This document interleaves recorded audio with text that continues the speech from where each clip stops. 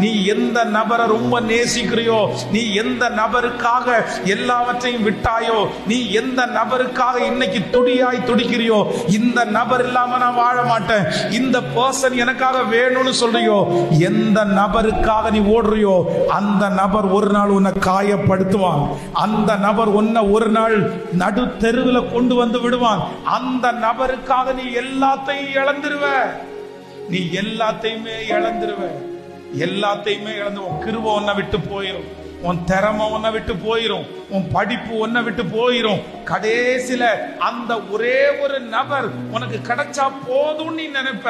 இன்னைக்கு மனசுக்குள்ள இங்க இருக்கிற யாரோ ஒருத்தருக்கு அந்த ஒரு நபர் இருந்தா போதும், அந்த ஒண்ணு எனக்கு இருந்தா போதும், அந்த ஒண்ணு எனக்கு கிடைச்சா போதும். ஆனா ஒரு நாள் வரும், அது உனக்கு கிடைச்சா கூட அது உனக்கு தீமையாய்தான் அமையும்.